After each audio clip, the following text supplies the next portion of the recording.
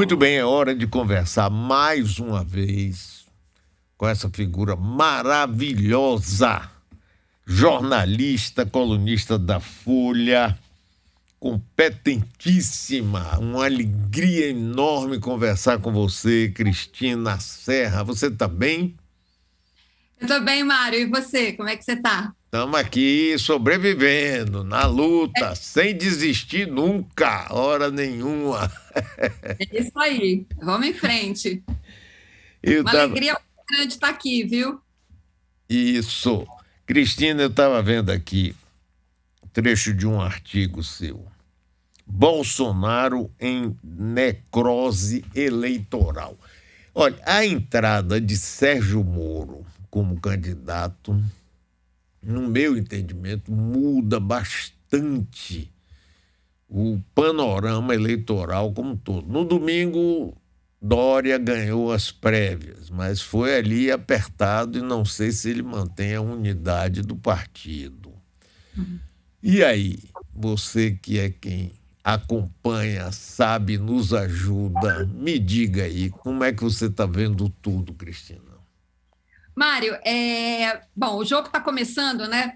E o Moro, a entrada em cena do Moro, de fato, ele bagunça bastante esse campo da direita, que vai, digamos, da centro-direita até a extrema-direita, porque ele tira votos de Bolsonaro, eu acho que ele morde um pouco ali naquele eleitorado do PSDB. E no caso do PSDB, que você mencionou agora, recentemente, as prévias, o Dória, o PSDB está muito fragmentado, está muito. O partido em si está fragmentado, abalado, dividido. Foi um processo de prévias, né, que deixou ali muito ressentimento, né? Tanto que o outro candidato, o Eduardo Leite, que naturalmente, né, num processo natural, digamos assim, de disputa dentro de um partido, o perdedor se alinharia, né, estaria junto com o vencedor da prévia. Não foi o que aconteceu, né? O Dória, inclusive, o procurou para ocupar um cargo aí enfim, na campanha, no staff dele, ele falou que não.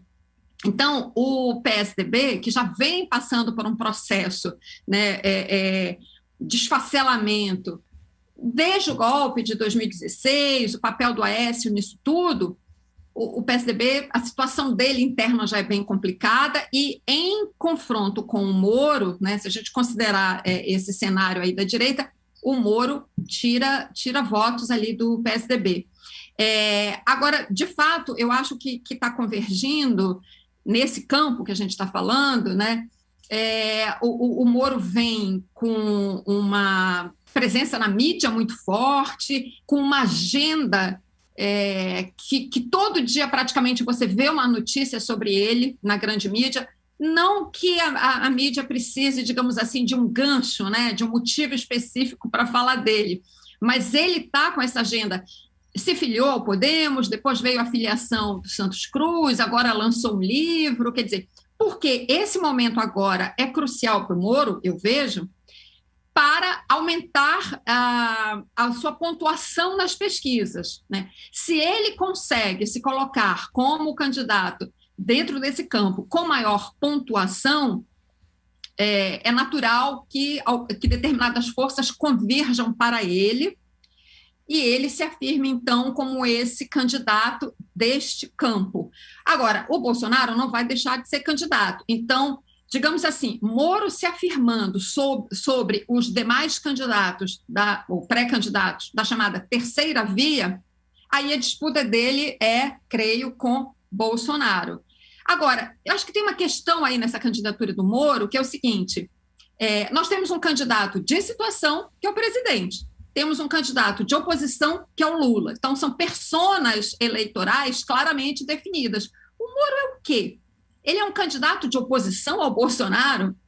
Ele é um candidato de oposição ao Lula?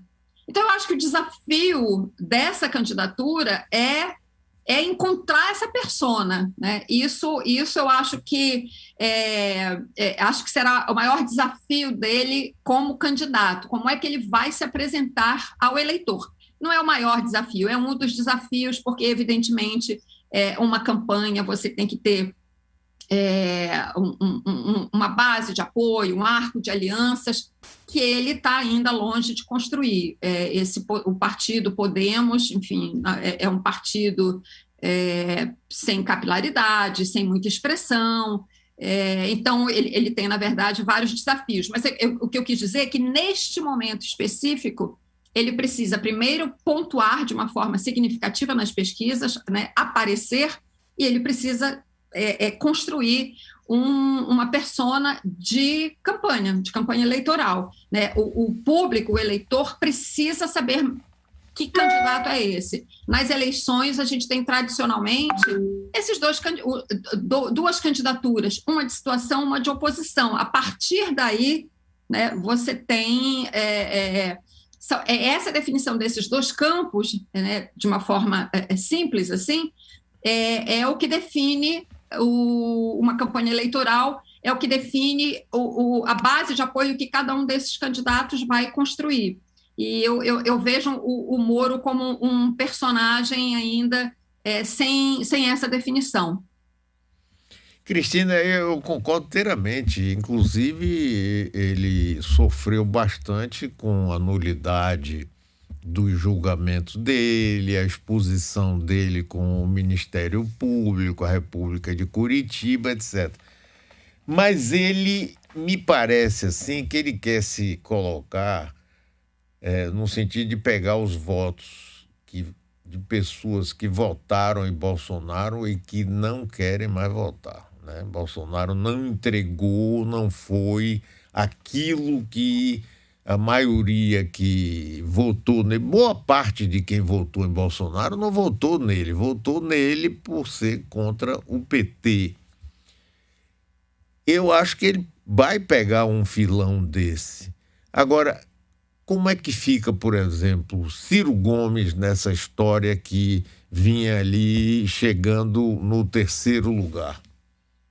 Acho muito difícil a situação do Ciro, acho muito difícil, porque o Ciro também carece dessa falta de uma caracterização desse personagem. O Ciro, tradicionalmente, tem se apresentado nas campanhas anteriores, né, como um candidato de centro-esquerda, digamos. Só que nessa campanha agora, ele, como pré-candidato, tem se apresentado ferozmente, talvez por indicação do marqueteiro dele, João Santana, como um candidato anti-Lula. Mas isso entra muito em contradição, né, em grande parte é uma contradição com a maneira como ele se apresentou em candidaturas anteriores, ao mesmo tempo que ele bate no Lula, ele bate também no Bolsonaro.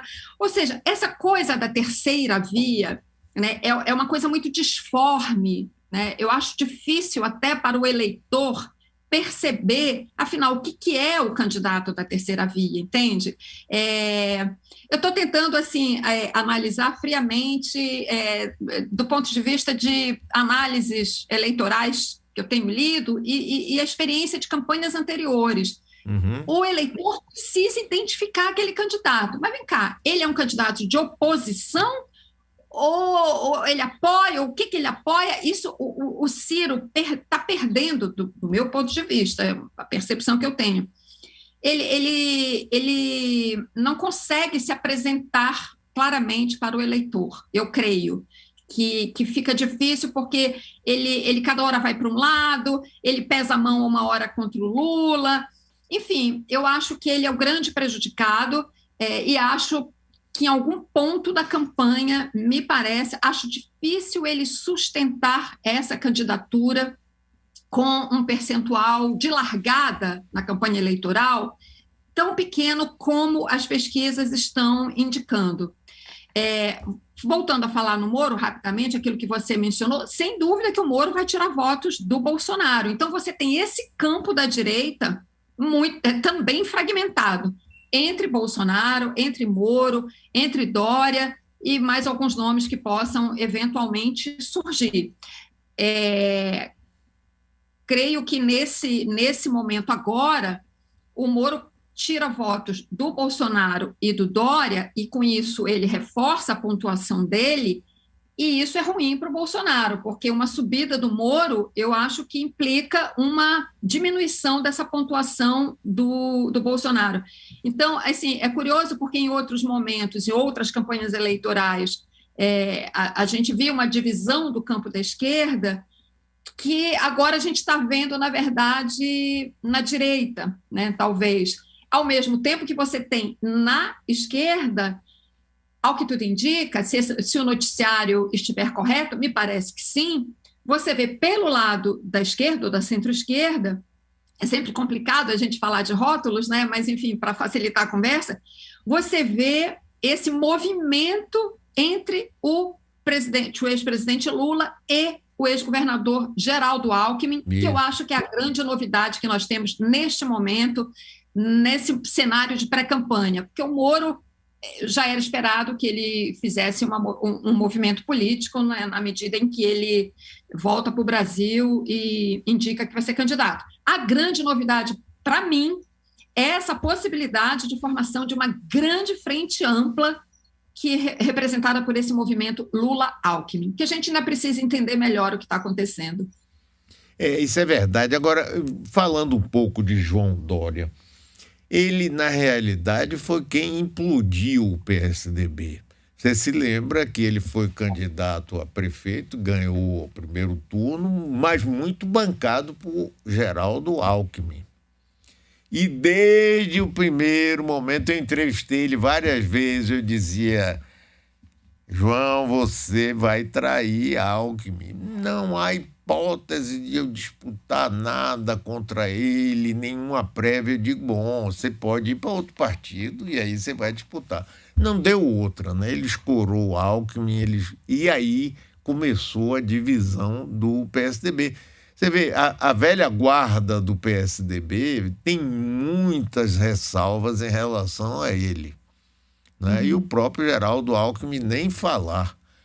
Então, se houver... Agora, eu ouço falar muito também de que Alckmin pode querer ser candidato a governador de São Paulo de novo. Você acha que isso é possível? Sim, eu acho. Acho que tem duas coisas importantes aqui nesse ponto que você está falando. Claro que eu acho que esse movimento aí, Lula-Alckmin, ele depende fundamentalmente, ele está atrelado, né, essencialmente à eleição para governador em São Paulo, né, as candidaturas para o governo de São Paulo. Eu vejo com alguma dificuldade, inclusive, a formação dessa frente, porque eu acho difícil o PT abrir mão de um candidato do PT ao governo de São Paulo.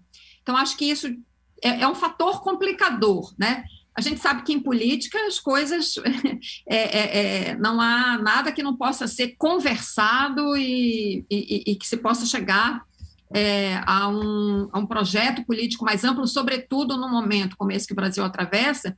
Essas conversas todas são muito importantes, né? Mas eu vejo uma dificuldade aí que envolve justamente a candidatura para o governo de São Paulo. Esse é um aspecto. O outro aspecto do que você comentou é esse esfacelamento do PSDB, essa implosão do PSDB, de fato, a partir do João Dória.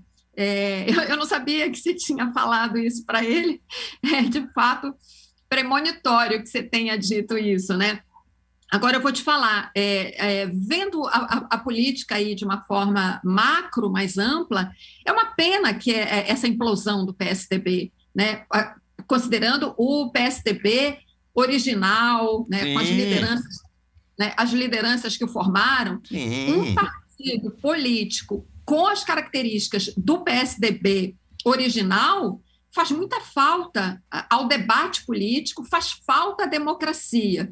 Então, eu vejo com muito pesar esse processo de implosão que o PSDB está sofrendo enfim, esse ponto a que chegou o partido. Eu concordo inteiramente com você. Numa dessas entrevistas com o João Dória, eu disse a ele, você está parecendo que quer seguir o exemplo de Jânio Quadros. Chegou prefeitura, governo, presidência da República, não sei o que, claro, aquela conversa bonita de marqueteiro e tudo. Mas eu entrevistei ele recentemente e eu disse, mas, governador, nas pesquisas que aparecem por aí, eu soube que o pessoal acha você muito chato. Ele chegou e disse, não, eu sou chato mesmo, mas é porque eu sou rigoroso, eu não posso ver uma coisa fora do lugar, que eu não sei o quê, parará, pererê, pão duro. E ele me garantiu que ia ganhar as prévias, mas não foi aquele banho que ele esperava que fosse, né? Foi ali É, bem apertadinho. E é. outra coisa que se fala é na possibilidade de Eduardo Leite ser candidato a vice de Moro. Sim, sim. Eu também já vi avaliações nesse sentido. Eu acho assim, o Dória, digamos assim, ele tem um trunfo que ele pode explorar, que é a questão da vacina, né? Sim, É, foi ele que forçou a barra, digamos, forçou a barra, entre aspas, aí até no bom sentido, forçou a barra com a Coronavac, né, com o Instituto Butantan. Com isso, ele forçou que o governo federal se mexesse para comprar vacinas. Né? Isso é um dado concreto objetivo. certo. Mas a gente tem outros aspectos para a gente levar em conta, isso que você mencionou, a entrada dele em cena na política como prefeito. Eu lembro um episódio, por exemplo, daquele da farinata, não sei se você lembra, era um composto, um produto feito com alimentos que tinham Me validade lembro, vencida, ia ser oferecido como refeição nas escolas me lembro. públicas. Entendeu? O Dória tem muitas fragilidades do ponto de vista político. Bom, sem falar, do meu ponto de vista, da pior delas, que é o fato de que ele apoiou o Bolsonaro, né? O famoso Bolsodória, em 2018, em São Paulo.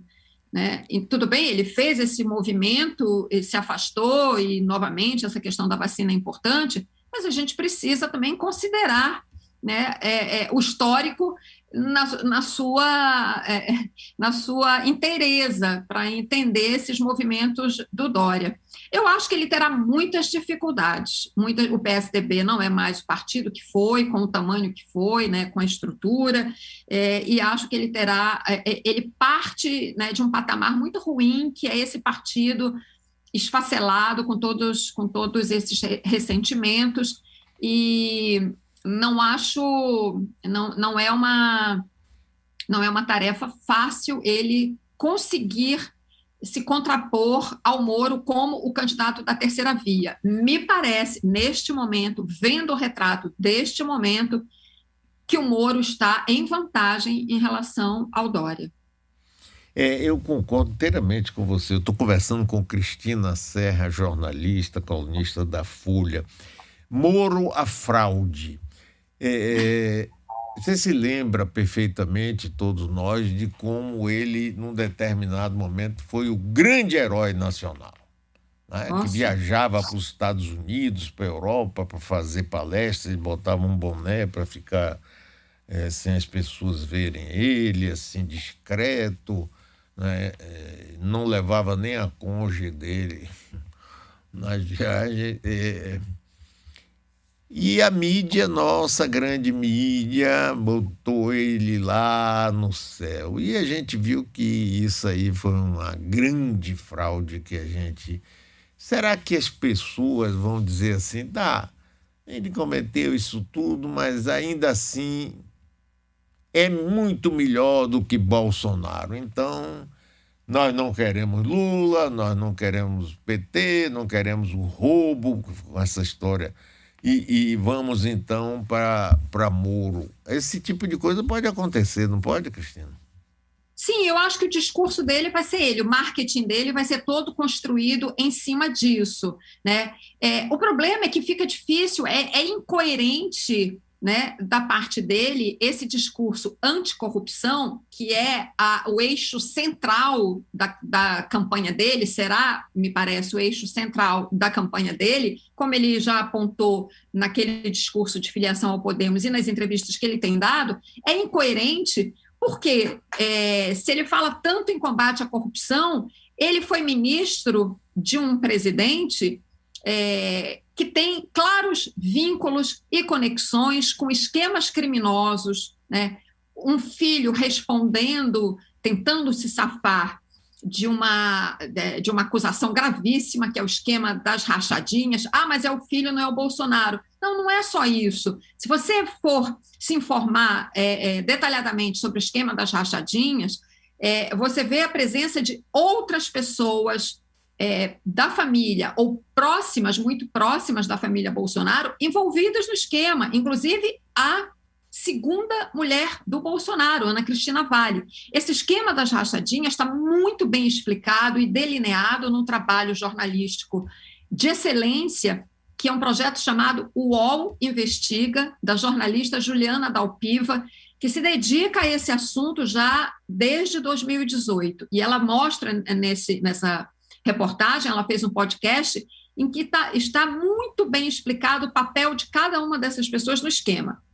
Bom, esse é o esquema Flávio. Agora, as ligações e conexões de Jair Bolsonaro com, por exemplo, com milicianos também são claras. E lá em 2018 já havia essas indicações. Qualquer pessoa, e se você vai assumir um cargo tão importante num governo, você se informa a fundo para saber onde é que você está pisando. Essas conexões já eram claras, já se sabia disso. Um detalhe importante, né? O Fabrício Queiroz, que é o operador, de acordo com o Ministério Público, do esquema das rachadinhas, antes de ser ligado a Flávio Bolsonaro, era ligado a Jair Bolsonaro. Enfim, só um breve resumo para dizer que esse é um dos aspectos que implodem esse discurso anticorrupção. O outro, e mais grave do meu ponto de vista, é o fato de que Sérgio Moro, como juiz, passou por cima das leis desse país, rasgou a Constituição, rasgou tudo que determina e que constrói o arcabouço do devido processo legal, porque tinha um projeto político. Né? Ele agiu politicamente e não como um juiz. Isso está fartamente comprovado, não só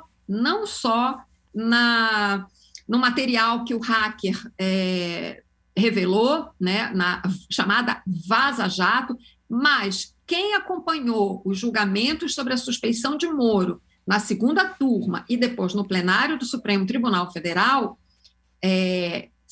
que não considera a Vaza Jato, embora a Vaza Jato seja o pano de fundo do julgamento da suspeição do Moro, mas claramente no julgamento da segunda turma, os argumentos que os ministros levaram apontam as decisões de Moro no processo da Lava Jato. A condução coercitiva, sem necessidade, porque o presidente Lula não tinha sido previamente convocado. Se ele tivesse se negado, talvez fosse o caso de uma condução coercitiva, isso não aconteceu.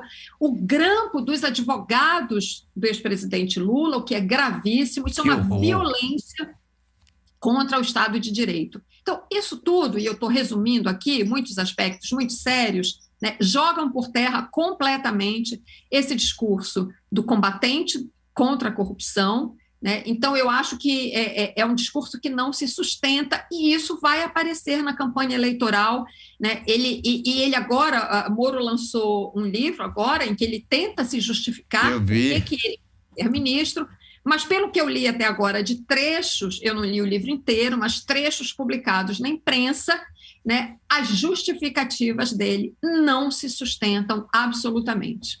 Eu concordo inteiramente. Não, que nada, não sustenta nada. Agora, você acha que nessa próxima eleição nós vamos contar ainda com uma rejeição grande a Lula nessa história de ladrão? Ladrão, eu não voto em ladrão. Quanta gente eu via dizer assim, eu não voto ladrão. Você não vota ladrão, mas vai votar em Bolsonaro, que todo mundo... Bolsonaro não enganou ninguém. Todo mundo viu quem ele era. Não é? Pois é, você acha que isso pode continuar? Eu acho que vai haver a tentativa de usar esse discurso. Mas eu acho que a maior defesa do Lula é o fato de que como o STF julgou Moro um juiz suspeito, né, automaticamente Lula está livre das acusações. Ele é inocente. Muita gente fala, e isso é um aspecto importante dessa discussão, Mário, mas o Lula, a justiça não julgou o mérito das acusações contra Lula. A justiça não julgou o mérito das ações contra Lula porque constatou que o processo era viciado. Completamente. Né? A 13ª Vara não tinha a competência para o julgamento, né? As provas não se sustentam. Ora, se provas não se sustentam, você não pode acusar uma pessoa. Então, tecnicamente, ele é inocente. Então, essa eu acho que é a maior defesa de Lula, né? E ele tem que usar isso justamente para derrubar esse discurso dos oponentes dele. Agora, sim, eu acho que o marketing dos adversários dele vai ser nesse sentido. Mas eu acho, Mário, isso a gente pode constatar, né, a mudança de cenário do Brasil que vai votar em 2022, que é completamente diferente do Brasil de 2018, que votou movido pelo ódio, que votou depois de anos de uma campanha intensiva contra não só o PT, contra a esquerda de uma maneira geral, né? Em 2018, a gente teve um comandante do Exército, né, publicando tweets com ameaça ao Supremo Tribunal Federal. Esse cenário foi desmontado. Isso torna o cenário, esse cenário de ameaças, né, que eu me refiro. 2022 será uma eleição completamente diferente de 2018, lembrando ainda que nós estamos ainda no meio de uma pandemia, em que nós temos um governo, que foi o tal governo eleito com o discurso da anticorrupção, é o governo responsável por 600 mil mortes nesse país, mais do que 600 mil mortes. Então, nós temos um contexto diferente, em que as questões sociais se impõem, o debate sobre o papel do Estado, a pandemia botou em evidência isso, como o Estado é importante numa situação de crise, não só para atender a demanda de saúde da população, mas para combater a fome. Esse é o problema central, Mário, eu vejo nessa campanha eleitoral. As questões sociais têm que pautar o debate nesta campanha eleitoral. A questão da fome no Brasil é urgente. Isso. É o problema principal que nós temos neste país, neste momento. Tirar esses brasileiros dessa situação de desespero. Nós não podemos aceitar dormir em paz, sabendo que tem pessoas revirando lixo para ter o que comer, que tem grávida desmaiando de fome na fila da vacina, que tem crianças desmaiando de fome dentro de sala de aula. Esse é o nosso problema principal.